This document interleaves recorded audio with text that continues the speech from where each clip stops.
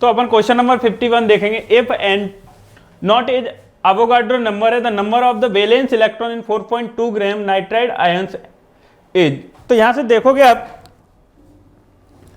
तो N3 minus में अपने को वैलेंस इलेक्ट्रॉन बताने हैं, तो पहले तो मोल निकाल लेते हैं इसके। तो मोल कितने आएंगे अपने पास, गिवन मास भाई मोलर मास। तो मोल आ जाएंगे अपने पास, गिवन मास है 4.2 और नाइट्रोजन का मोलर मास होगा 14, तो ये आ जाएगा बेटा अपने पास 0.3। तो N3 में वैलेंस इलेक्ट्रॉन बताने हैं अपने को। तो 1 एटम में देखेंगे तो नाइट्रोजन के वैलेंस सेल में कितने होते हैं 5 और 3 क्या कर लिए इसने गेन, तो टोटल कितने हो गए इसके 8। तो 1 एटम में के वैलेंस सेल में इलेक्ट्रॉन है इसके पास 8 और कितने मोल्स हैं अपने पास 0.3 एटम्स निकालने। तो N0 से क्या हो जाएगा मल्टीप्लाई, तो इसमें कितना हो जाएगा बेटा 8 × 0.3 N0, तो ये आ जाएगा अपने पास 2.4 N0। तो 2.4 N0 है अपने पास first option.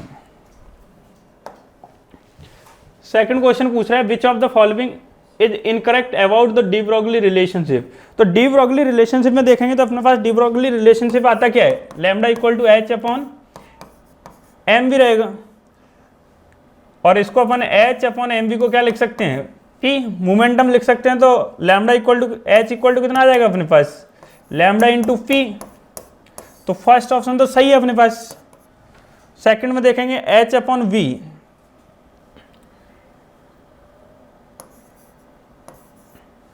H/v equal to lambda into mv, ये भी सही है सेकंड वाला भी, क्योंकि यहां से सॉल्व करेंगे अपन इसको तो H/v lambda into m equal to कितना बन जाएगा H/v हो जाएगा इसको, और सिंप्लीफाई करेंगे तो। थर्ड में देखें अपने पास ये लिखा हुआ है E काइनेटिक एनर्जी और ये आ रहा है H/v/2 लैम्डा। तो इसे यदि अपन काइनेटिक एनर्जी में कन्वर्ट करें तो काइनेटिक एनर्जी में जो कन्वर्ट होगा, काइनेटिक एनर्जी में इसका कन्वर्टेशन देखें तो ये होगा अपने पास लैम्डा इक्वल टू अपने पास H/mv। तो इसको हाफ mv² बनाएंगे, तो v से ऊपर नीचे मल्टीप्लाई कर दें और हाफ से ऊपर नीचे मल्टीप्लाई कर दें, तो ये हो जाएगा अपने पास लैम्डा इक्वल टू हाफ और ये बनेगा अपने पास hv और नीचे आ जाएगा हाफ mv² को क्या लिख सकते हो आप काइनेटिक एनर्जी। तो इसको पूरे को मल्टीप्लाई करेंगे तो रिलेशन आ रहा है hv, तो काइनेटिक एनर्जी इक्वल टू हो जाएगा अपने पास hv/2 लैम्डा। तो थर्ड वाला भी ऑप्शन अपने पास डी ब्रोगली के लिए सही है। तो अपने पास कौन सा इनकरेक्ट होगा, फोर्थ वाला आंसर जो है वो इनकरेक्ट होगा।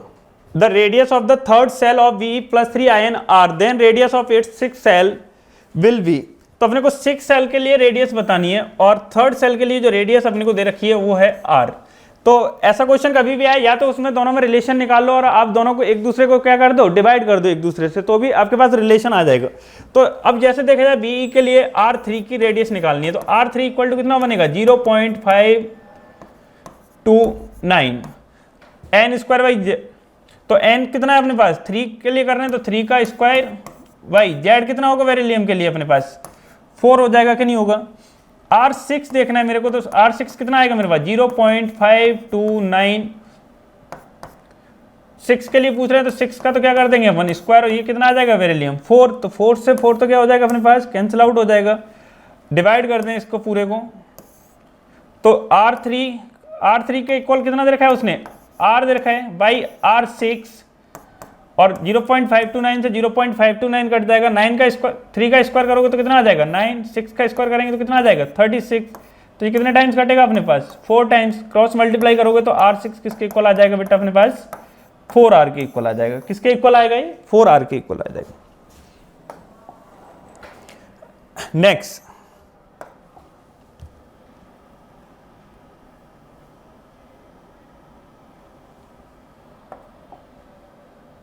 नेक्स्ट क्वेश्चन है third excitation energy of Li+2 ion. तो एक्साइटेशन एनर्जी का मतलब ही क्या होता है, एक्साइटेशन एनर्जी का मतलब होगा इलेक्ट्रॉन ग्राउंड स्टेट से कहां जा रहा है किसी भी हायर एनर्जी स्टेट में जा सकते हैं। तो इसको मतलब थर्ड एक्साइटेशन बोला है उसने, तो थर्ड एक्साइटेशन मतलब Fe3, तो इलेक्ट्रॉन कहां जा रहा होगा, जो इलेक्ट्रॉन है अपने पास वो N1 से कहां जा रहा होगा अपने पास N4 में जा रहा होगा इलेक्ट्रॉन, किस में जा रहा होगा, N1 से N4 में, तो यहाँ क्या आ जाएगा E4 माइनस E1। तो SE3 कितना आ जाएगा अपने पास एक्साइटेशन के लिए देखोगे तो, इसमें पूरे में देखेंगे तो E4 वैल्यू देखेंगे तो इसमें से ये आ रहा होगा अपने पास, E4 कैसे निकालेंगे, 1 minus 13.6 Z square by n square से। तो इससे सॉल्व करते हैं बेटा, तो अपने पास जो E4 निकालेंगे अपन, तो E4 लिथियम आ रहा है, लिथियम कितना है अपने पास, तो लिथियम के लिए वैल्यू हो जाएगी अपने पास 3rd, तो ये आ जाएगा 9। तो जेड तो दोनों में से कॉमन निकल रहा होगा, और इसके लिए 4th के लिए एन की वैल्यू डालोगे तो कितना हो जाएगा 16, और डिवाइड करोगे तो ये वैल्यू आ रही होगी आपके पास माइनस का 0.85, माइनस माइनस ये हो जाएगा प्लस, फर्स्ट के लिए कितनी आएगी अपने पास 13.6, और जेड स्क्वायर इसमें से क्या निकल रहा होगा बेटा, कॉमन आ रहा होगा। तो SE3 जो आएगा अपने पास, इसे माइनस करोगे तो ये आ रहा होगा अपने पास 12.75 इंटू जेड की वैल्यू लिथियम के लिए कितनी होगी अपने पास 3, तो 3 का स्क्वायर कर दोगे कितना आ जाएगा 9, 9 5 का कितना होगा 45, 9 7 का कितना होगा 63, 63 और 4 कितना हो जाएगा 67, 9 2 जा 18, 18 और 6 हो जाएगा आपके पास 24, और 9 और 2 हो जाएंगे, 2 डिजिट के बाद क्या लग जाएगा पॉइंट इलेक्ट्रॉन वोल्ट। तो कितना आ जाएगा अपने पास 114.75 इलेक्ट्रॉन वोल्ट। ये किसका होगा अपने पास 54। नेक्स्ट है अपने पास 56।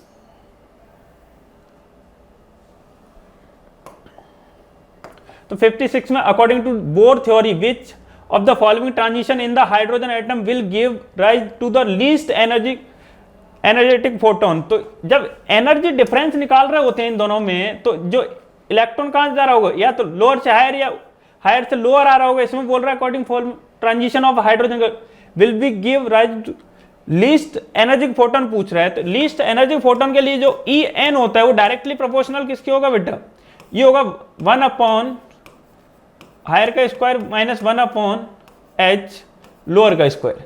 तो अब देखो इसमें जो सबसे कम डिफरेंस आएगा वो किसमें आएगा, 6 1 में देखेंगे तो बहुत ज्यादा डिफरेंस आएगा, 5 4 में देखेंगे तो भी बहुत ज्यादा आएगा, लेकिन सबसे कम डिफरेंस जो आएगा वो किसमें आएगा बेटा अपने पास n equal to 6 to n equal to 5 में जो डिफरेंस आ रहा होगा वो डिफरेंस अपने पास कितना रहेगा 1 upon higher to 1 upon n higher का स्क्वायर माइनस 1 अपॉन लोअर का स्क्वायर होगा। तो इसमें कौन से में जाएगी, सबसे लीस्ट एनर्जी किसमें होगी, n equal to 6 to n equal to 5 में होगी।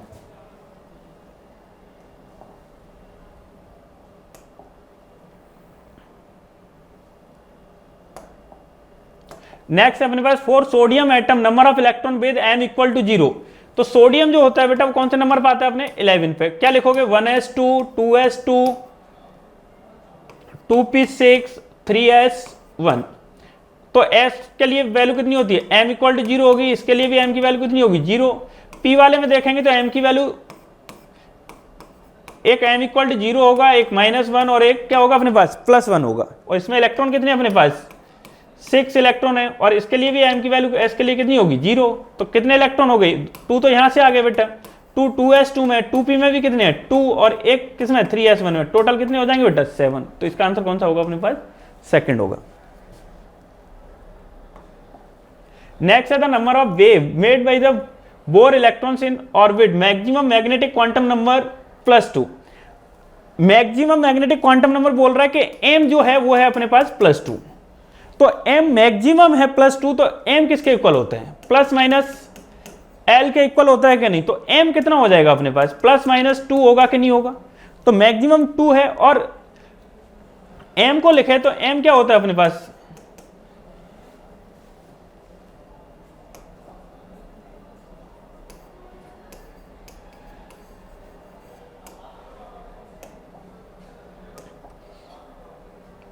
तो अब यहां से देखें तो m की वैल्यू कितनी है अपने पास, तो m जो होता है +-l होता है, तो यहां से m कितना हो जाएगा +2। तो l की वैल्यू कितनी होगी यहाँ 2 होगी कि नहीं होगी।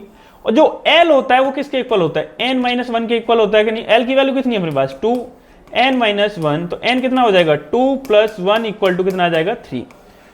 तो कौन सा होगा बेटा मैक्सिमम क्वांटम नंबर वेव कितनी होंगी अपने पास 3 होंगी इसकी।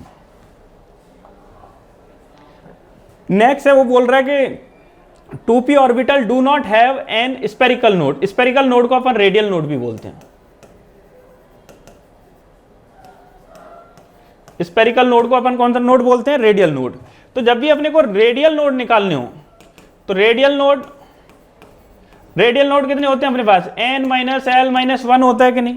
तो 2p के लिए देखोगे तो n की वैल्यू कितनी है? 2, l की वैल्यू कितनी आती है? 1, इक्वल टू कितना आएगा? 0। तो वो बोल रहा है not have any spherical node, तो इसमें कोई स्पेरिकल नोड नहीं होगा, सही है।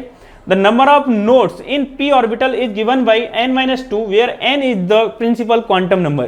तो देखो n की वैल्यू 2 पुट करोगे तो ये ओवरऑल क्या आ रहा है? 0 आ रहा है कि नहीं? तो ये एक्सप्लेन भी कर रहा है, तो इसका आंसर आएगा बेटा अपने पास फर्स्ट और सेकंड आर करेक्ट हैं, और ये एक्सप्लेन भी कर रहा है फर्स्ट को।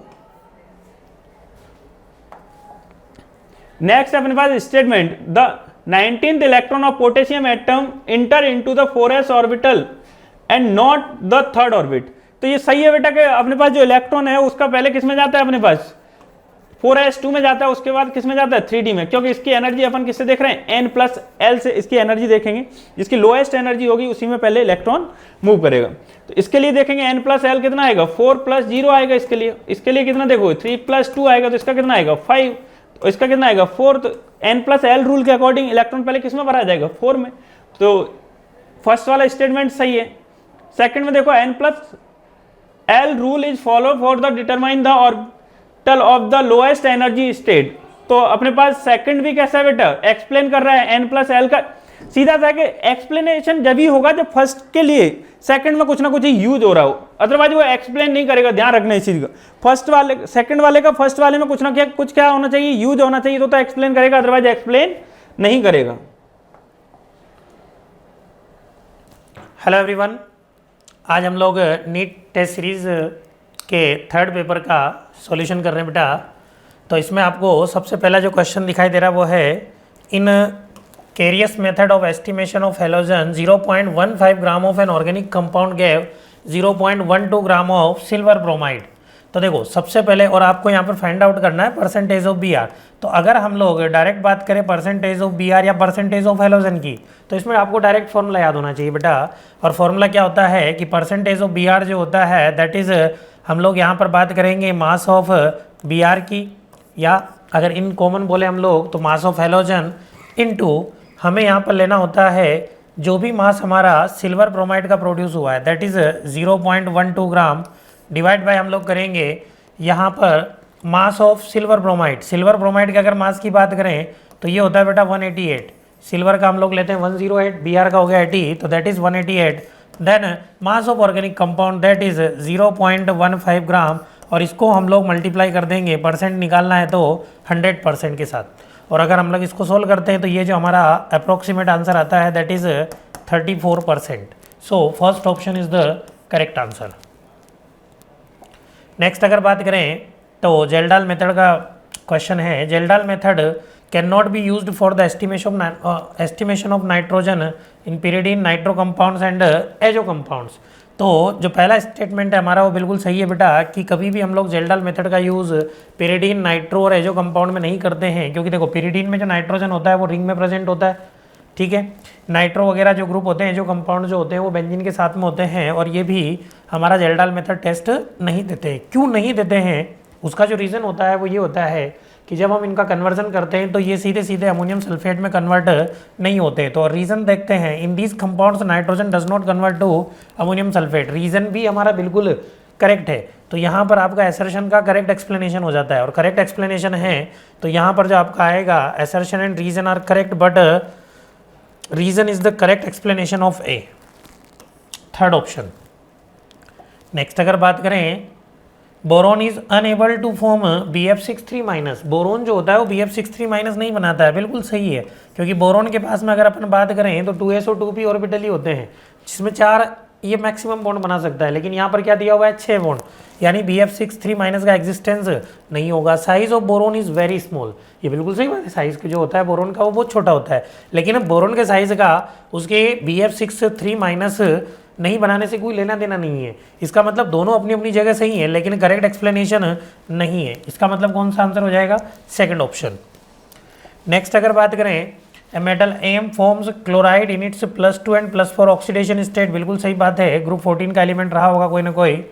विच of the following statement about these chloride is correct. देखो सबसे पहले तो जो भी करेक्ट और इनकरेक्ट वाला सवाल आता है उसमें हमेशा एक चीज़ का आपको ध्यान रखना होता है कि इसको 2 बार पढ़ें। करेक्ट बोला गया है, इनकरेक्ट बोला गया है, नॉट करेक्ट बोला गया है, बार बार पढ़े उसको। अब यहाँ पर अगर बात करें तो पहला स्टेटमेंट है बेटा कि MCl2 is more ionic then MCl4। ये बिल्कुल करेक्ट बात है, क्योंकि मेटल की जो ऑक्सीडेशन स्टेट है यहाँ पर वो कितनी है, +2 है, और यहाँ पर कौन सी है, MCl4 में +4 आ जाएगी। कैटायन का साइज छोटा हो जाएगा, और कैटायन का साइज छोटा होगा तो कोवेलेंट कैरेक्टर क्या हो जाएंगे, बढ़ जाएंगे, और कोवेलेंट कैरेक्टर बढ़ेंगे तो फिर यहाँ पर तो ये तो ज़्यादा कोवेलेंट होगा। और इसने बिल्कुल सही दिया हुआ है कि MCl2 is more ionic then MCl4, यानी हमारा पहला ही ऑप्शन क्या हो जाता है यहाँ पर करेक्ट आंसर। नेक्स्ट अगर बात करें pentavalent oxide of group 15 element, देखो ग्रुप 15 एलिमेंट की बात करें तो पेंटावेलेंट जो होता है वो E2O5 होता है, और जो ट्राईवेलेंट होता है that is E2O3 is less acidic. देखो बेटा हमेशा ध्यान रखना है, ऑक्सीडेशन स्टेट ज़्यादा होगा तो एसिडिक स्ट्रेंथ भी ज़्यादा होगी, यानी E2O5 is more acidic not less acidic. ठीक है, तो पहला स्टेटमेंट तो हमारा क्या हो जाता है, गलत हो जाता है। Next, acidic character of trivalent oxide of group 15 elements E2O3 decreases down the group, बिल्कुल सही बात है। एसिडिक कैरेक्टर जो होता है चाहे वो पेंटावेलेंट ऑक्साइड हो चाहे ट्राईवेलेंट ऑक्साइड हो, दोनों का ही डाउन द ग्रुप क्या होता है, डिक्रीज होता है। यानी सेकंड स्टेटमेंट जो हमारा वो करेक्ट है, फर्स्ट स्टेटमेंट फॉल्स है। Statement 1 is false but statement 2 is true. Second, fourth option, which of the following statement is correct regarding group 13 element. Group 13 element की बात हो रही है बेटा। Density increases down the group from boron to gallium and then decreases up to thallium. ये बिल्कुल हमारा wrong statement है यहाँ पर। Boiling point of gallium is very high, बिल्कुल सही है बेटा, इसीलिए गैलियम का जो यूज़ होता है वो हाई रेंज टेम्परेचर थर्मामीटर में यूज़ होता है। ठीक है, मेल्टिंग पॉइंट बहुत कम होता है, बॉइलिंग पॉइंट बहुत ज़्यादा होता है, इसलिए एक टेम्परेचर रेंज मिल जाता है। ठीक है, तो सेकंड स्टेटमेंट क्या हो जाता है हमारा करेक्ट। बोरोन ये सॉफ्ट नॉन मेटल, जी नहीं, बोरोन जो होती है वो बहुत ज़्यादा हार्ड मेटल होती है। Melting point of gallium is very high, नहीं बेटा, फिर से मेल्टिंग पॉइंट जो होता है गैलियम का वो बहुत ही कम होता है। ठीक है, अगर बात करें तो हमें पता है कि लगभग 303 केल्विन पर ये मेल्ट हो जाता है, तो यहाँ तो बहुत ही ज़्यादा दिया हुआ है। ठीक है, 303 गलती से मत देख लेना, यहाँ पर 0 लगा हुआ है। ठीक है, नेक्स्ट हम लोग बात करें standard electrode potential values, E0 values हमें दी हुई है बेटा Al3+ ऑब्लिक एल्यूमिनियम की, दैट इज़ -1.66 वोल्ट, और दूसरा हमें दिया हुआ है Tl3+ oblique TL is equal to +1.26। इसका मतलब क्या होता है कि Tl3+ तुरंत बदलना चाहता है किसमें, Tl में, लेकिन एल्यूमिनियम 3+ एल्यूमिनियम में बदलना नहीं चाहता है। अब देखो, जब हम पता है कि जब हम लोग एक ग्रुप 13 में ऊपर से नीचे जाते हैं, ऊपर से नीचे जाने पर +1 की स्टेबिलिटी बढ़ती है, यानी थेलियम 3+ और थेलियम प्लस की बात करें तो इन दोनों में से जो ज़्यादा स्टेबल होती है वो होती है कौन सी, थेलियम प्लस, यानी थेलियम 3+ जो होगा वो थेलियम प्लस में कन्वर्ट होना चाहेगा, और थेलियम 3+ किसकी तरह काम करेगा, एक पावरफुल ऑक्सीडाइजिंग एजेंट की तरह। लेकिन अगर आप पूछा क्या गया है, अभी बोला था कि आप 2 बार पढ़िए कम से कम, करेक्ट इनकरेक्ट, इनकरेक्ट पूछा गया है, और यहाँ पर लिखा हुआ क्या है, Tl3+ is a powerful reducing agent, जी नहीं, Tl3+ तो क्या है, ऑक्सीडाइजिंग एजेंट है। Tl3+ is not only unstable in aqueous solution but also a powerful oxidizing agent. Tl+ is more stable in solution than Tl3+, बिल्कुल सही है। Aluminium is more electropositive than thelium, ये भी सही बात है। Aluminium is able to form +3 ion easily, ये भी सही बात है। तो यहाँ पर जो इनकरेक्ट है वो है हमारा फर्स्ट ऑप्शन। नेक्स्ट बात करते हैं, boron has unusually high melting point, बिल्कुल सही है बेटा, बोरोन का जो मेल्टिंग पॉइंट होता है वो बहुत ही ज़्यादा होता है। Boron has very strong crystalline lattice, yes, इसी की वजह से तो इसका मेल्टिंग पॉइंट जो होता है वो बहुत ज़्यादा होता है। यानी यहाँ पर हम लोग कौन सा आंसर देने जा रहे हैं, असर्शन रीजन करेक्ट है, और रीजन जो है that is the correct explanation of A, यानी कौन सा ऑप्शन है, फर्स्ट ऑप्शन। नेक्स्ट अगर बात करें तो यहाँ पर हमें मैट्रिक्स टाइप क्वेश्चन दिया हुआ है। मैट्रिक्स टाइप क्वेश्चन में यहाँ पर आपको इलेक्ट्रॉनिक कन्फिग्रेशन दी है बेटा। तो देखिए हम लोग बोरोन की बात कर लेते हैं। बोरोन जो है वो इनर्ट गैस कन्फिग्रेशन कौन सा शो करेगा, हीलियम के जैसा, बाकी 2s2 होगा, यानी सी का आपको देखिए कौन सा है, फर्स्ट।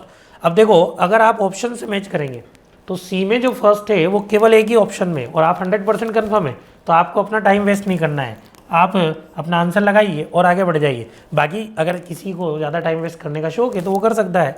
यहाँ पर ए का 4 देखिए आप, इंडियम जो है दैट इज़ क्रिप्टोन इलेक्ट होगा। फिर आप देख सकते हो थेलियम, थेलियम में कौन सा होगा, जिनोन का होगा। तो बाकी आप चेक कर सकते हैं। तो गुड आफ्टरनून बच्चों। तो आज हम लोग टेस्ट सीरीज के हमारा 3rd का डिस्कशन करने जा रहे हैं और ऑर्गेनिक का सबसे पहला जो क्वेश्चन है उसका हम लोग डिस्कशन करने जा रहे हैं।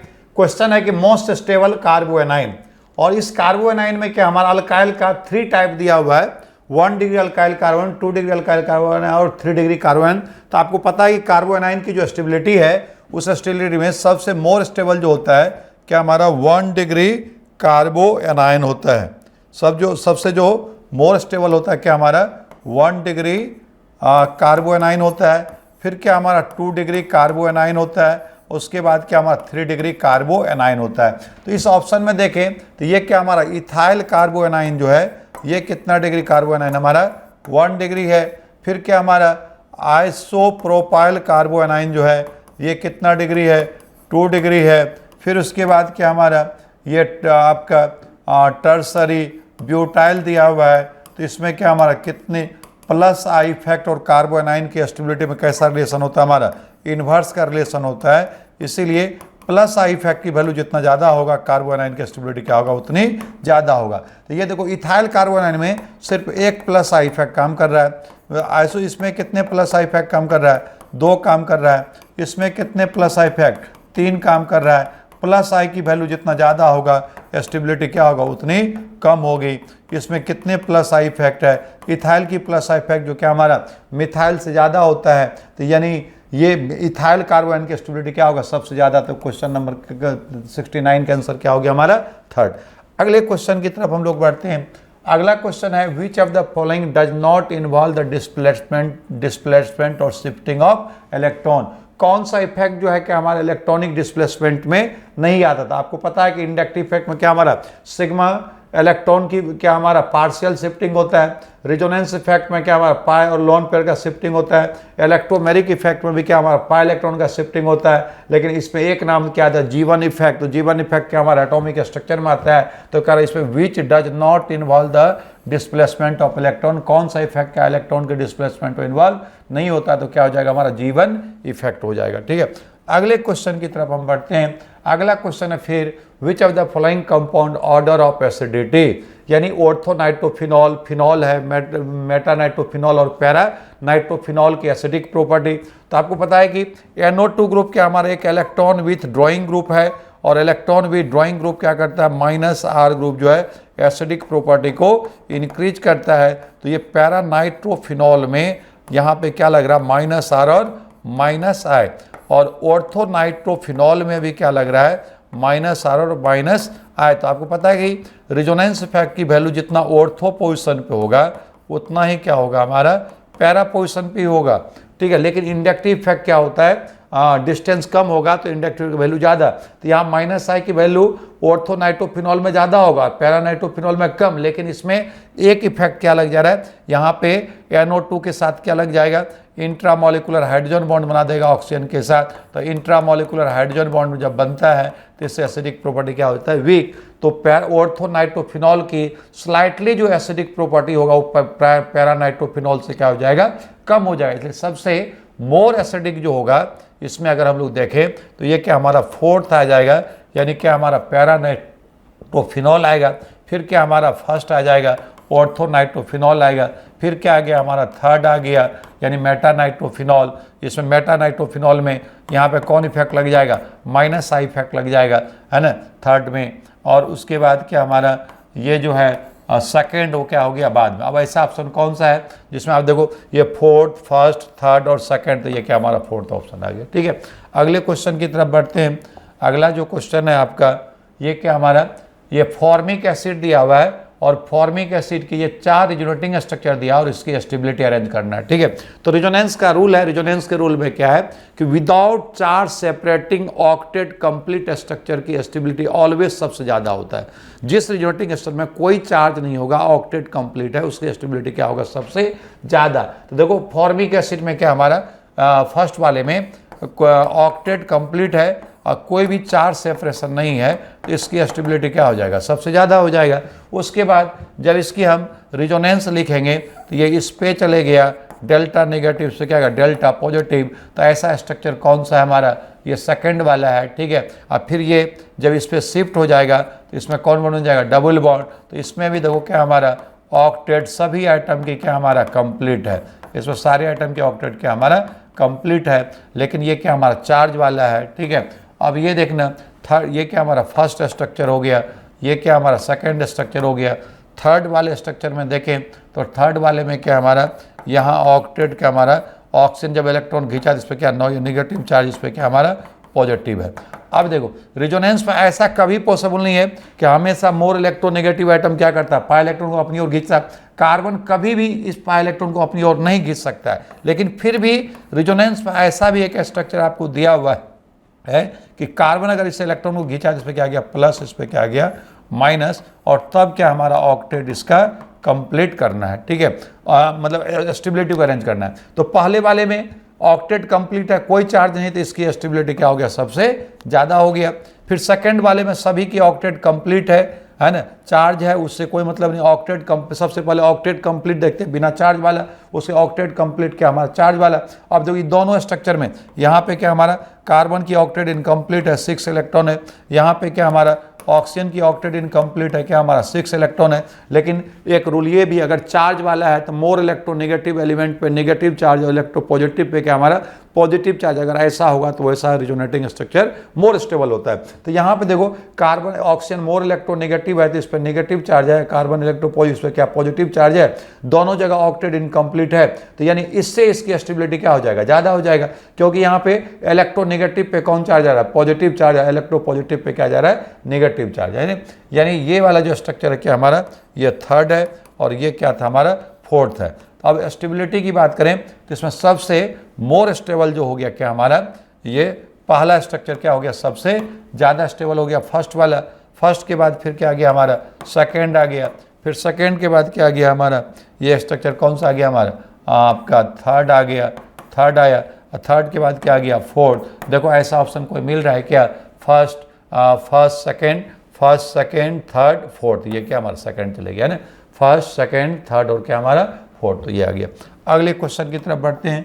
अगला जो question, which of the following correct according with minus I effect. Minus I effect क्या एक सिंपल सा क्या हमारा माइनस आई इफेक्ट का ऑर्डर, तो ये 3 ग्रुप है, ईथर है, एमीन है और क्या फ्लोरीन, इसमें माइनस आई इफेक्ट। अगर इस तीनों की माइनस आई इफेक्ट की वैल्यू ऑर्डर देखें तो माइनस आई इफेक्ट में सबसे पहले इसमें फ्लोरीन आ जाएगा, फ्लोरीन के बाद क्या आ जाएगा ईथर, और ईथर के बाद क्या है एमीन। एमीन में भी सबसे पहले आएगा क्या हमारा टर्सरी एमीन आता है, फिर क्या हमारा सेकेंडरी एमीन आता है, उसके बाद क्या हमारा प्राइमरी एमीन आता है, ये ऑर्डर है। अब देखो इसको उलट के दिया तो ये सबसे ज़्यादा माइनस किसका हो गया, फ्लोरीन का आया, फिर क्या आ गया हमारा ये ईथर का आ गया है ना, ईथर के बाद फिर क्या आ गया NR2 यानी क्या हो गया हमारा एमीन का। तो ऐसा ऑर्डर कौन सा आ रहा है, फ्लोरीन है, ईथर है, एमीन है, यानी कि हमारा थर्ड चले गया।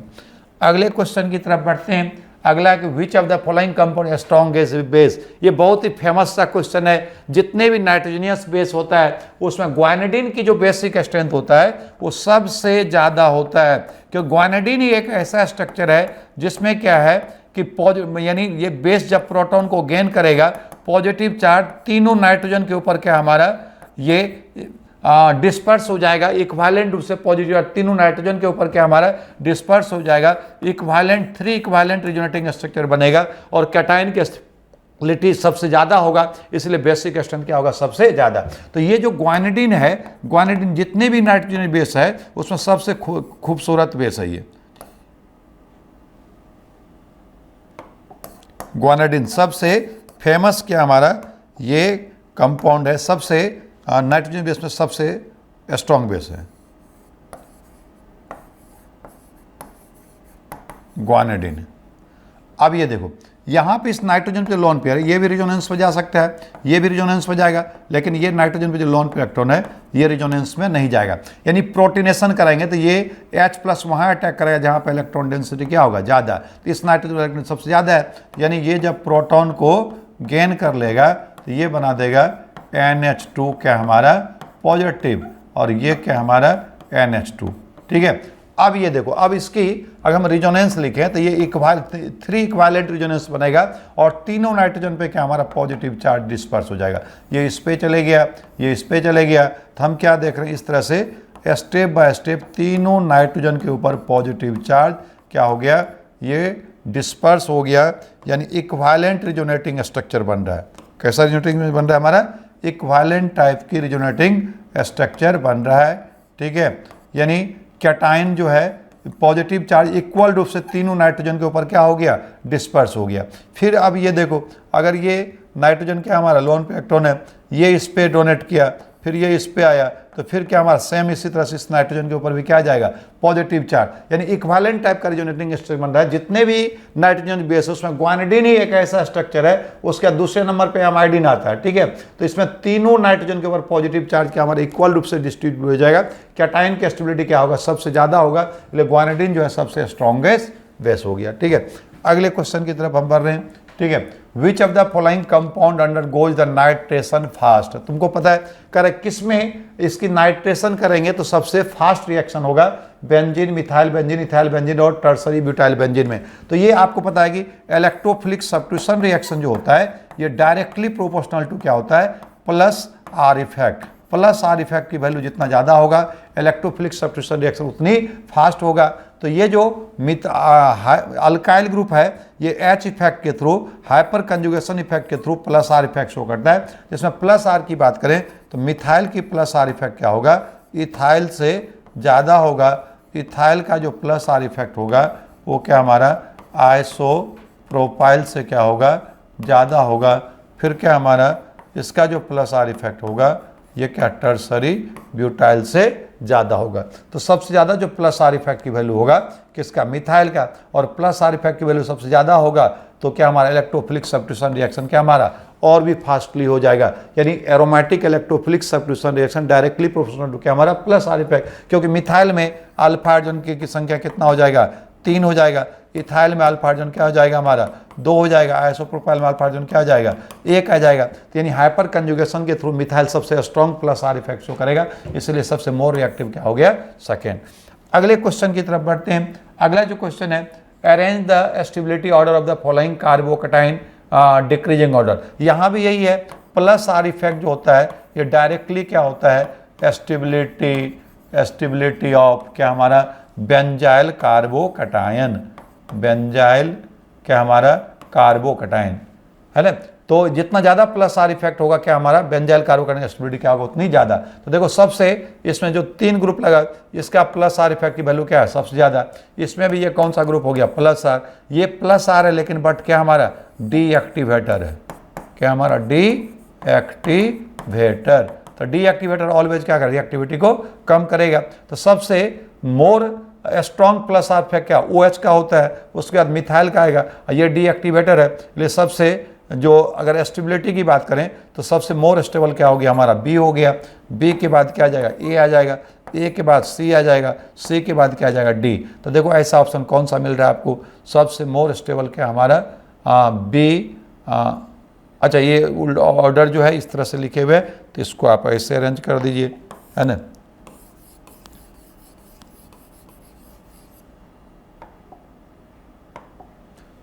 तो हाँ डिक्रीजिंग ऑर्डर में दिया हुआ है, ये डिक्रीजिंग ऑर्डर में पूछ रहा है। तो डिक्रीजिंग ऑर्डर में सबसे पहले किसको रखें, मोर बी, बी के बाद क्या गया ए के बाद सी और सी के बाद क्या गया डी। तो देखो ऑप्शन कौन सा बन रहा है, BACD, BACD, ये यानी क्या सेकंड ऑप्शन चले गया।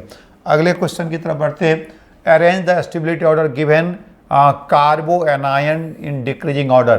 कार्बो एनायन की डिक्रीजिंग ऑर्डर, यहाँ पे माइनस आर इफेक्ट जो होता है ये क्या होता है, directly proportional to stability of क्या हमारा बेंजाइल कार्बो एनायन, क्या हमारा बेंजाइल कार्बो एनायन। तो माइनस आर इफेक्ट की वैल्यू जितना ज़्यादा होगा बेंजाइल कार्बन की स्टेबिलिटी क्या होगा उतनी ज़्यादा। अब देखो NO2 कैसा ग्रुप है, minus R minus I group है, माइनस आर और माइनस क्या हमारा आई ग्रुप है, माइनस आर और माइनस है। ये भी क्या हमारा माइनस आर और माइनस है, यहाँ भी क्या लगा माइनस आर और माइनस है।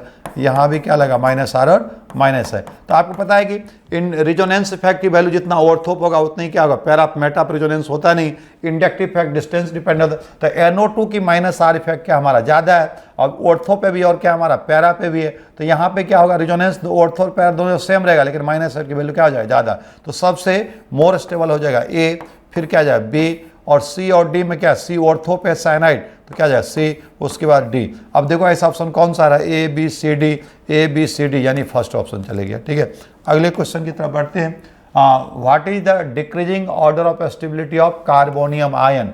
कार्बोनियम आयन के 3 कार्बन की स्टेबिलिटी अरेंज करना है। तो देखो सेकेंड वाले में क्या है, सेकेंड वाले जो कार्बन आयन है इसमें क्या हो रहा है, रिजोनेंस हो रहा है, बैक बॉन्डिंग के थ्रू क्या हमारा रिजोनेंस शो कर रहा है, ये रिजोनेंस के थ्रू ऑक्टेट को कंप्लीट कर लेगा। तो यानी इस कार्बोकटाइन की स्टेबिलिटी क्या होगा, सबसे ज़्यादा होगा, यानी ये क्या हो गया, सबसे मोर स्टेबल। उसके बाद क्या हमारा, ये आपका फर्स्ट आ गया, फर्स्ट क्या आ गया, आइसोप्रोपाइल, यानी इसमें क्या होगा हमारा हाइपर कंजुगेशन।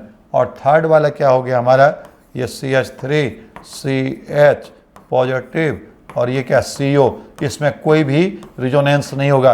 अगर आप रिजोनेंस करोगे तो ये पॉजिटिव चार्ज किस पे चले जाएगा, ऑक्सीजन के ऊपर चले जाएगा, और कार्बोकटाइन पहले से भी क्या हो जाएगा, हाईली अनस्टेबल हो जाएगा। इसलिए सबसे मोर स्टेबल जो हो गया सेकेंड हो गया, सेकेंड के बाद क्या आ गया फर्स्ट, उसके बाद क्या आया थर्ड। ऐसा ऑप्शन कौन सा आ रहा है, क्या हमारा सबसे पहले क्या हमारा सेकेंड, सेकेंड के बाद फर्स्ट, तो ऐसा ऑप्शन सेकेंड, सेकेंड के बाद क्या हमारा फर्स्ट, उसके बाद थर्ड, यानी फोर्थ ऑप्शन चले गया। ठीक है, अगले क्वेश्चन की तरफ बढ़ते हैं।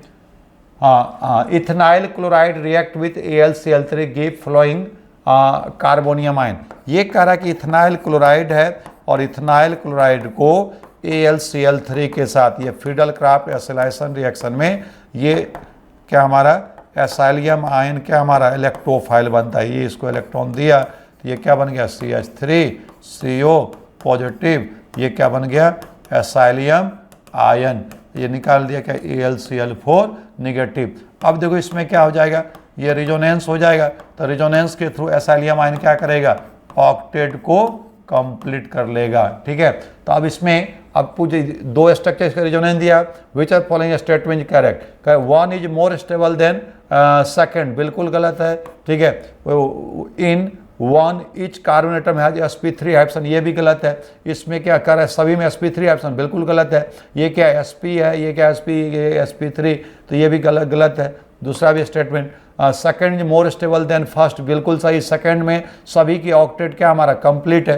देखो यहाँ पे ऑक्सीजन की ऑक्टेट कंप्लीट, यहाँ पे कार्बन की ऑक्टेट इनकम्प्लीट है, 6 इलेक्ट्रॉन है, तो second is more stable then first, ये क्या हमारा थर्ड ऑप्शन क्या हमारा बिल्कुल सही है। अगले क्वेश्चन की तरफ बढ़ते हैं। Which of the following most acidic, तो इसमें क्या हमारा CHCl3 CHCF3 CBr3 CHI3 में सबसे ज़्यादा जो एसिडिक होगा ये क्या हमारा क्लोरोफॉर्म होगा। इसलिए क्लोरोफॉर्म से अगर हम क्या कर दें H निकाल दें H+, तो इस कार्बन के ऊपर कौन चार्ज आ गया, नेगेटिव चार्ज आ गया। और ये जबकि CF3, अब इधर देखो CHF3 में क्या है, फ्लोरीन के पास कोई भी d ऑर्बिटल नहीं है, जबकि माइनस आई इफेक्ट इसमें ज़्यादा है, लेकिन इसके पास क्या ये कि हमारा इसका जो CCl3 है, तो इसमें क्या होगा, जो क्लोरीन है, क्लोरीन में जो लोन पेयर इलेक्ट्रॉन है, इस कार्बन के ऊपर कौन चार्ज हमारा, ये नेगेटिव चार्ज है, यानी 2 इलेक्ट्रॉन है। अब इसमें क्या हमारा क्लोरीन के पास 3d ऑर्बिटल है, और 3d ऑर्बिटल इसका क्या हमारा वैकेंट है। इस तरह से इसका ये 3d ऑर्बिटल क्या हमारा वैकेंट है, तो इसके 2p ऑर्बिटल से क्या करेगा, ओवरलैप करके रिजोनेंस बना देगा। तो यानी ये नेगेटिव चार्ज जो है क्या हो जाएगा, d ऑर्बिटल रिजोनेंस के चलते CCl3 में 2p ऑर्बिटल क्या हमारा क्लोरीन के 3d ऑर्बिटल से क्या करेगा, ये जो 2p ऑर्बिटल है, यानी इसमें d पाई p पाई रिजोनेंस हो जाएगा, और उससे क्या हो जाएगा, इसकी स्टेबिलिटी ज़्यादा हो जाएगा, एनाइन की स्टेबिलिटी ज़्यादा हो जाएगा, इसीलिए क्लोरोफॉर्म क्या हो जाएगा, सबसे ज़्यादा एसिडिक होगा। अब क्या CBr3 में है, लेकिन उसमें 4d ऑर्बिटल होगा, तो 4d ऑर्बिटल में d रिजोनेंस, और d ऑर्बिटल रिजोनेंस नहीं होगा। आयोडीन में 5d होगा, वहाँ भी क्या होगा, 3d ऑर्बिटल के साथ क्या होता है, d पाई p पाई रिजोनेंस होता है। ठीक है, इसलिए क्लोरोफॉर्म क्या है, सबसे ज़्यादा एसिडिक। अगले क्वेश्चन में बढ़ते हैं। कर CCl3 is more stable then CF3। तो इसका रीजन अभी जस्ट हम लोग किए थे कि CCl3 में क्या होगा, वैकेंट डी ऑर्बिटल रिजोनेंस हो जाएगा और CF3 में क्या हमारा डी ऑर्बिटल नहीं है, इसीलिए इसकी स्टेबिलिटी कम होगा। CCl3 का क्या हो जाएगा, ज़्यादा, तो वैकेंट डी ऑर्बिटल के चलते क्या हो जाएगा, रिजोनेंस हो जाएगा। अगले क्वेश्चन की तरफ बढ़ते हैं। 82 carbon bond length ethane ethene and ethyne. तो पता है कि इथेन में क्या है कि सिंगल बॉन्ड कार्बन के साथ हाइड्रोजन लगा हुआ है sp3 के साथ, तो ये बॉन्ड लेंथ ऑलवेज क्या होगा, सबसे ज़्यादा। इथीन में डबल बॉन्ड कार्बन के साथ यानी sp2 के साथ है, तो ये मोर इलेक्ट्रोनेगेटिव है, ये बॉन्ड क्या होगा, सबसे छोटा हो जाएगा। और ट्रिपल बॉन्ड में जो हाइड्रोजन है ये sp के साथ, यहाँ बॉन्ड लेंथ क्या होगा, सबसे छोटा। ट्रिपल बॉन्ड कार्बन के साथ अगर सबसे ज़्यादा जो कार्बन हाइड्रोजन बॉन्ड लेंथ होगा वो सिंगल बॉन्ड का होगा, उसके बाद डबल बॉन्ड कार्बन के साथ हाइड्रोजन होगा, और सबसे छोटा बॉन्ड लेंथ जो होगा ट्रिपल बॉन्ड कार्बन के साथ हाइड्रोजन होगा, क्योंकि एस कैरेक्टर यहाँ पे क्या होगा, सबसे ज़्यादा होगा। एस कैरेक्टर जितना ज़्यादा होगा, इलेक्ट्रोनेगेटिव उतना ज़्यादा होगा, बॉन्ड लेंथ उतना क्या होगा, छोटा। तो सबसे मैक्सिमम किस में हो जाएगा हमारा, मैक्सिमम इन इथेन। तो ये क्या हमारा सेकेंड ऑप्शन चलेगी, ठीक है। अगले क्वेश्चन की तरफ, अगला है assertion reason. Paranitrophenol is stronger acid than orthonitrophenol. तो ऑर्थो क्या हमारा, ऑर्थोनाइट्रोफिनॉल अभी जस्ट देखे थे, लेस एसिडिक होता है किससे, पैरानाइट्रोफिनॉल से, due to intramolecular hydrogen bond. तो ऐसा ऑप्शन क्या है, कह रहा है कि both assertion paranitrophenol stronger acid than orthonitrophenol. Reason है कि intramolecular hydrogen bonding make orthoisomers weak acid than paraisomer. बिल्कुल सही है, एसर्शन भी सही है, रीजन भी सही है। If both assertion reason are true but reason is correct explanation assertion, तो सही है, जो रीजन है एकदम बिल्कुल क्या क्या हमारा एसर्शन का सही एक्सप्लेनेशन दे रहा है, यानी क्या हमारा फर्स्ट चले जाएगा, ठीक है। अगले क्वेश्चन की तरफ बढ़ते हैं। अगला फिर क्या हमारा, विच of the following effect is namely inductive effect, mesomeric effect और हाइपर कंजुगेशन। ये क्या हमारा चार ऑप्शन दिया है, इसमें पूछा किस में इंडक्टिव इफेक्ट भी होगा, हाइपर कंजुगेशन इफेक्ट भी होगा और रिजोनेंस इफेक्ट भी होगा।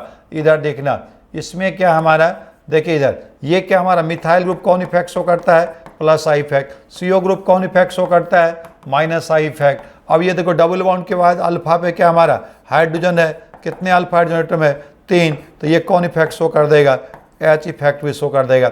Double bond, single bond, double bond, तो ये क्या हमारा कंजुगेट सिस्टम में है, तो क्या हमारा रिजोनेंस भी हो जाएगा। तो रिजोनेंस भी हो रहा है, आई इफेक्ट भी हो रहा है और क्या हमारा H इफेक्ट भी हो रहा है, तीनों इफेक्ट इसमें लग रहा है। Double bond, single bond, double, resonance हो गया। डबल अल्फा हाइड्रोजन है क्या हमारा हाइपर, अल्काइल ग्रुप क्या हमारा इंडक्टिव इफेक्ट, CO ग्रुप भी क्या माइनस आई इफेक्ट लगा सकता है, ये वाला में क्या होगा, तीनों इफेक्ट हो जाएगा। अगले क्वेश्चन की तरफ बढ़ते हैं। Relative stability among the following carbocation will be the order. Order range करना है रिलेटिव स्टेबिलिटी। फिर तुमको पता है कि प्लस आर इफेक्ट जो होता है डायरेक्टली प्रोपोर्शनल टू क्या हम अभी बता चुके हैं, स्टेबिलिटी ऑफ क्या हमारा C प्लस, मतलब क्या हमारा कार्बोकैटायन। तो सबसे मोर स्टेबल कार्बोकैटायन इसमें क्या हो जाएगा, फर्स्ट हो जाएगा। फर्स्ट के बाद क्या आ जाएगा, थर्ड आ जाएगा। थर्ड के बाद क्या आ जाएगा, सेकेंड आएगा। सेकेंड के बाद क्या आ जाएगा, फोर्थ। तो ऐसा ऑप्शन कौन सा बन रहा है, फर्स्ट।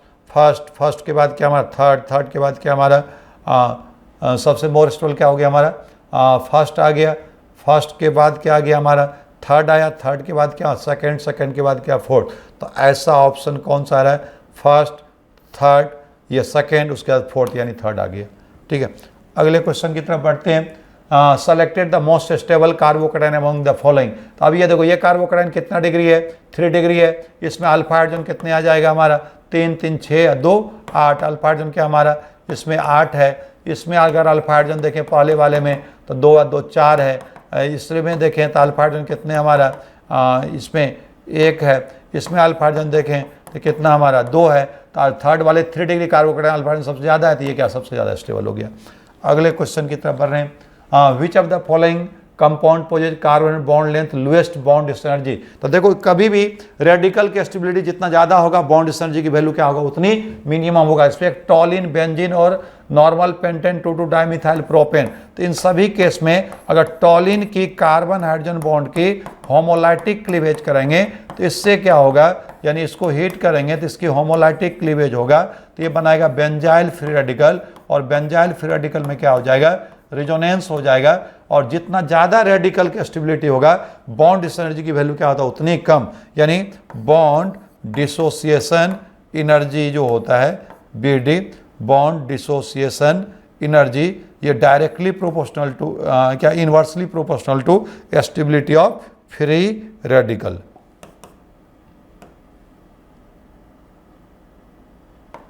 बॉन्ड्स एनर्जी क्या होगा, इनवर्सली प्रोपोर्शनल टू क्या हमारा स्टेबिलिटी ऑफ क्या हमारा सी डॉट फ्री रेडिकल। ठीक है, यानी रेडिकल की स्टेबिलिटी जितना ज़्यादा हो, ये दिया हुआ नहीं, कार्बन बॉन्ड में क्या हमारा होमोलाइटिक क्लीवेज होगा, तो ये पता चल रहा है कि कार्बन बॉन्ड का होमोलाइटिक क्लीवेज है। तो अब देखो यहाँ से जब ये रेडिकल बनेगा तो क्या हमारा ये रेडिकल की स्टेबिलिटी सबसे ज़्यादा है, तो इसका मतलब टॉलिन की कार्बन बॉन्ड को तोड़ने में सबसे कम एनर्जी लगेगा। वहीं पे बेंजीन के साथ जो हाइड्रोजन लगा हुआ है, तो ये रेडिकल क्या बनेगा, इसकी होमोलाइटिक क्लीवेज करेंगे तो फिनाइल रेडिकल बनेगा, ये अनस्टेबल टाइप का बनेगा, कोई रेजोनेंस, इसलिए क्या हमारा बॉन्ड एनर्जी की वैल्यू ज़्यादा हो जाएगा। पेंटेन तो सबसे मोर स्टेबल क्या हो जाएगा, बेंजाइल रेडिकल, इससे टॉलिन क्या होगा, सबसे लोएस्ट बॉन्ड एनर्जी की वैल्यू होगा।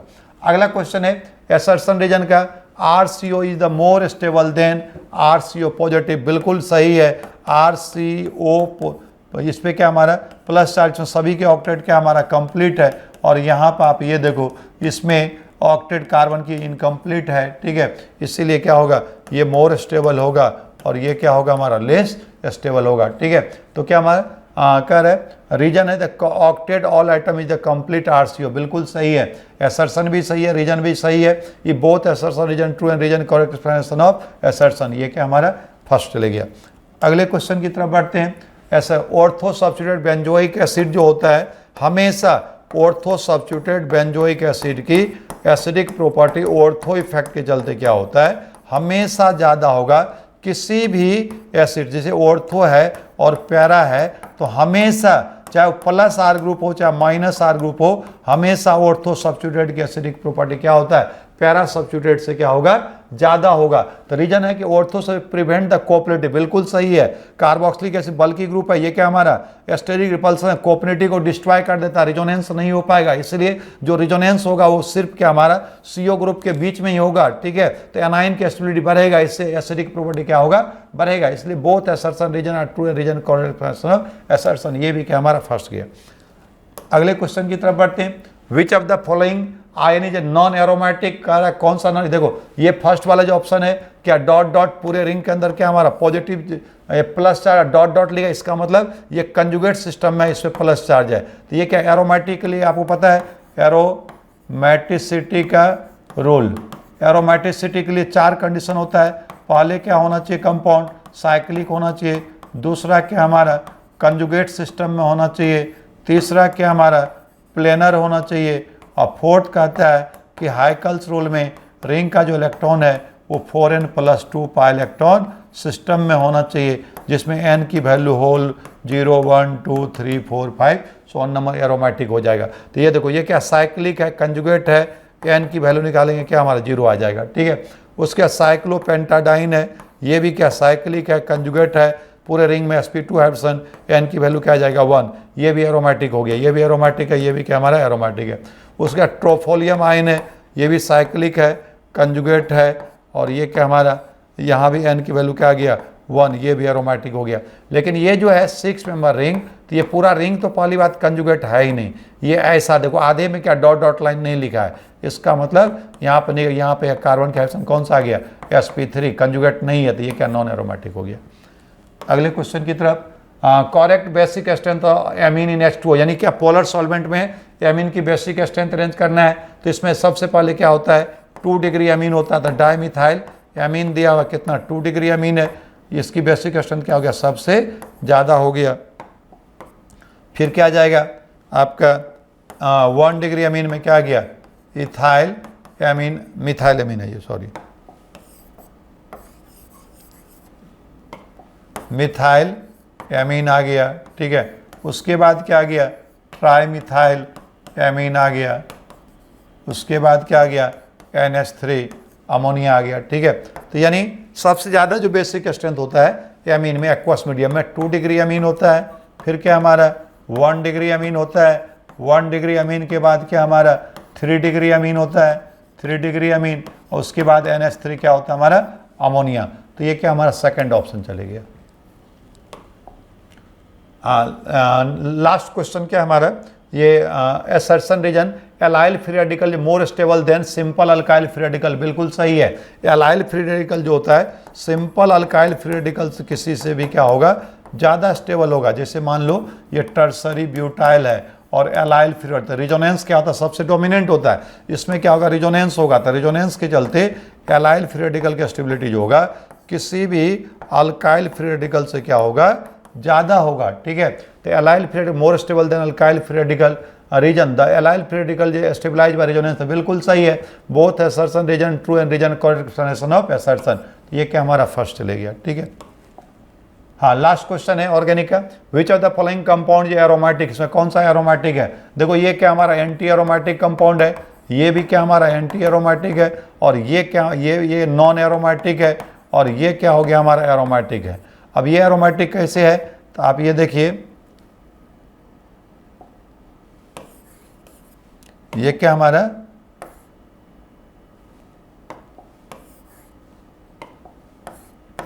इधर देखना, ये TH फ्यूरेन है, इस कंपाउंड का नाम क्या है हमारा, फ्यूरेन। अब ये देखो इसमें ये क्या साइक्लिक है, साइक्लिक है, कंजुगेट है, क्या हमारा कंजुगेट है, थर्ड क्या हमारा प्लेनर है, और इसमें हाइकल्स लगाए क्या हमारा 4n+2 पाई इलेक्ट्रॉन। तो इसमें कितने पाई बॉन्ड, यहाँ 2 लोन पेयर, तो रिजोनेंस में कितना जाएगा 1, तो ये क्या हो गया हमारा 6 पाई इलेक्ट्रॉन कैंसिल, यानी कि वैल्यू क्या आ गया 1, तो ये क्या हो गया एरोमेटिक, यानी कि हमारा 4। ठीक है, तो आज का हम लोग का ये डिस्कशन कंप्लीट हुआ, फिर नेक्स्ट टेस्ट में मिलते हैं। All the best. देखो एन ऑब्जेक्ट एब्जॉर्ब,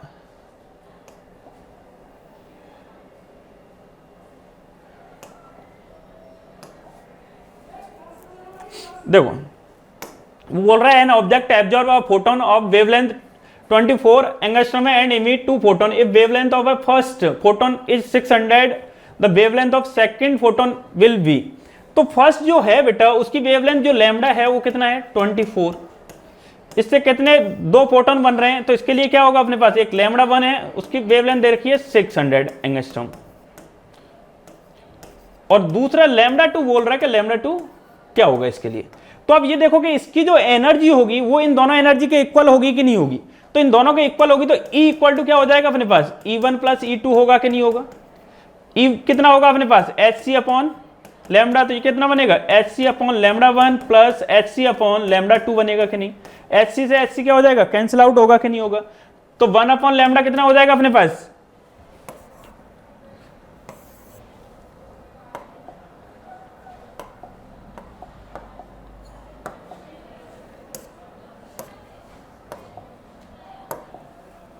1/λ कितना होगा 1/λ1 + 1/λ2, तो 1/λ कितना है 2400 दे रखा है, 1/λ1 कितना है 600, 1/λ2 निकालना है बेटा अपने को, तो 1/λ2 कितना आ जाएगा अपने पास 1/600 - 1/2400, 1/λ2 कितना आ जाएगा अपने पास 6000 × 2400, एलसीएम ले लेंगे तो ये कितना बनेगा अपने पास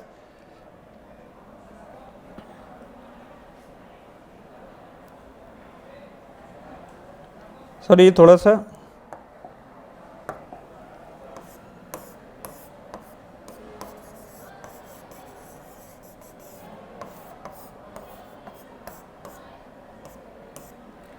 तो यहां से देखोगे बेटा इसको, तो यहां पे 1/λ2 जो आएगा वो कितना आएगा 1/2400 - 1/6000 आएगा। एलसीएम लोगे तो कितना आ जाएगा 2400 × 6000, कितना आएगा यहाँ 6000 - 2400 होगा कि नहीं होगा। इसे और सॉल्व करोगे तो λ2 कितना आ रहा होगा अपने पास, यहाँ से बचेगा 3600 बाई ये होगा 2400 × 6000, 2 जीरो से 2 जीरो कैंसिल आउट, 12 से काटोगे 3 टाइम्स, कितने टाइम्स काटेगा अपने पास 2 टाइम्स, और 3 से काटोगे तो कितने टाइम कट रहा होगा अपने पास 2000, तो λ2 इक्वल टू क्रॉस मल्टीप्लाई करोगे तो कितना आ जाएगा ये 4000 एंगस्ट्रॉम आ रहा होगा। तो अपने पास आंसर कौन सा होगा इसका सेकंड। नेक्स्ट है according to Bohr theory En total energy, Vn potential, matching the following, En kinetic energy है, Rn radius of the nth orbit है। तो यहां से देखो कॉलम फर्स्ट में देखो Vn अपॉन Kn, Vn कौन सी अपने पास पोटेंशियल एनर्जी है कि नहीं है, और Kn कैसी है काइनेटिक एनर्जी। तो काइनेटिक एनर्जी की डबल होती है कि नहीं होती है पोटेंशियल एनर्जी, -2/1 आएगा क्योंकि डिवाइड करोगे तो उससे, तो यहां से 1 से डिवाइड करोगे तो ये कितना आएगा -2। अब देख लो कई बार फर्स्ट से ही ऑप्शन मैच खा जाता है अपने, ए का कितना वैल्यू आ रहा है 2, तो ए से आर वाला है क्या कोई, देखो फर्स्ट ऑप्शन में ही होगा। ए बी वाले में देखोगे तो बी से कहां जा रहा है बेटा, क्यू पे जा रहा है, तो radius of nth orbit, if radius of nth orbit directly proportional होगी En और किसके x के होगी बेटा अपने पास। तो यहां से देखोगे तो रेडियस जो होगी, जो एनर्जी होती है, तो रेडियस क्या होती है, रेडियस होती है अपने पास n² z, और एनर्जी क्या होती है बेटा अपने पास z² n² होती है कि नहीं। अब इसको देखोगे पूरे को तो किस में आ रहा होगा, z -1 बन रहा है कि नहीं बन रहा है इसमें, तो इसके लिए x की वैल्यू कितनी हो जाएगी -1, तो q आ जाएगा। एंगुलर मोमेंटम इन लोएस्ट ऑर्बिट के लिए क्या इतना होगा, वैसे तो h/2π होगा फर्स्ट के लिए, लेकिन ओवरऑल देखा जाएगा तो उसका वैल्यू कितना होता है बेटा 0 होता है अपने पास, कितना होगा 1/Rn, डायरेक्टली z की पावर y देखोगे तो z की पावर y, Rn की वैल्यू कितनी आएगी अपने पास n²/z आएगा कि नहीं, तो z के लिए वैल्यू कितनी आएगी 1 आएगी, 1/Rn, Rn को क्या लिखोगे n²/z, तो z कहां चला जाएगा ऊपर, और z की पावर कितनी है y, इससे इसको कंपेयर करोगे तो z की पावर कितना आ रहा है 1, तो y इक्वल टू कितना हो जाएगा। नेक्स्ट है how many electrons in atom of have the following quantum number, n = 4, तो 4 का मतलब क्या होगा बेटा 4s दे रखा है, 4p दे रखा है, 4d दे रखा है और 4f दे रखा है, पर लेना किसका है इसमें, क्लॉकवाइज या एंटी क्लॉकवाइज ही लेना है। तो इसमें कितने इलेक्ट्रॉन भरा जा सकता है मैक्सिमम 1, इसमें कितने भरे जाएंगे इसके 3, इसमें कितने भरे जा सकते हैं 5, इसमें कितने भरे जा सकते हैं मैक्सिमम, जिसमें कोई रिपीटेशन नहीं हो रहा होगा, तो टोटल कितने हो जाएंगे बेटा 12 और 4 कितना हो जाएगा 16। तो फर्स्ट में तो कितना आ जाएगा अपने पास n3, और l = 0 के लिए देखोगे तो 3 में कितना भर सकते हो आप 3s 3d और 3p, तो l की वैल्यू 0 होनी चाहिए, तो l की वैल्यू 0 केवल किस में होती है s में होगी कि नहीं, तो इसमें मैक्सिमम इलेक्ट्रॉन कितने भरे जा सकते हैं अपने पास 2, तो कौन से ऑप्शन में आ रहा है 16 और सेकंड अपने पास लास्ट ऑप्शन में आ रहा है। नेक्स्ट है विच of the following of the quantum number is correct for an electron 4f orbital के लिए बताना है, किसके लिए बताना है 4f के लिए। 4f के लिए n की वैल्यू देखोगे तो कितनी हो जाएगी 4, जो इसके साथ में दे रखा होता है वो प्रिंसिपल क्वांटम नंबर ही होता है। दूसरा 4n = 4 हो जाएगा, f के लिए l की वैल्यू देखेंगे तो वो कितनी हो जाएगी 3, तो n की वैल्यू कितनी हो जाएगी बेटा +-3 हो जाएगी कि नहीं होगी, और s की वैल्यू क्या हो सकती है अपने पास +-1/2 हो सकती है। तो देखो फर्स्ट वाले में n = 3 आ रहा है तो फर्स्ट तो जाएगा ही नहीं, n4 तीनों में ही आ रहा है, l = 4 आ रहा है बेटा सेकंड में, जबकि l की वैल्यू कितनी होनी चाहिए 3, थर्ड और फोर्थ में देखो तो l की वैल्यू 3 आ रही है और दोनों में 3 आ रही है, फिर m पे देखो तो m की वैल्यू कितनी हो सकती है +-3, लास्ट वाले में m = 4 आ रहा है, तो इसलिए कौन सा ऑप्शन जाएगा अपने पास थर्ड जाएगा। नेक्स्ट क्वेश्चन है the correct stability order of group 13 element in their +1 oxidation state. देखो +1 ऑक्सीडेशन स्टेट की स्टेबिलिटी नीचे जाने पर बढ़ती है, क्यों बढ़ती है due to inert pair effect, और इनर्ट पेयर इफेक्ट की अगर बात करें तो इनर्ट पेयर इफेक्ट की वजह से जब +1 की स्टेबिलिटी नीचे जाने पर बढ़ रही है, नीचे कौन आता है thallium, then indium, then gallium, then aluminium, सबसे ऊपर एल्यूमिनियम आएगा, तो ऑप्शन हो जाएगा हमारा कौन सा फर्स्ट। नेक्स्ट अगर बात करें the most stable dry halide of nitrogen is, nitrogen का जो ड्राई हैलाइड होता है बेटा वो कौन सा स्टेबल होता है, तो यहाँ पर अगर बात करें स्टेबिलिटी की तो NF3 जो होता है वो सबसे ज़्यादा स्टेबल होता है, फिर NCl3 की स्टेबिलिटी बहुत कम हो जाती है, और NBr3 और Ni3 तो बहुत बहुत बहुत कम स्टेबल होते हैं। तो यहाँ पर जो आंसर आएगा that is first option. Consider the following statements regarding group 14 element, the incorrect statement पूछा गया है, इनकरेक्ट स्टेटमेंट पूछा गया है, तो देखिए these can form halide of formula MX2 and MX4, group 14 है तो +2 भी शो करेगा और +4 भी शो करेगा, यानी MX2 और MX4 टाइप का हैलाइड बनाएगा। Except carbon all other members can react directly with halogen under suitable condition, यहाँ पर थोड़ा सा अलग अलग कर लेंगे इसको, अंडर सुटेबल कंडीशन, बिल्कुल सही बात है।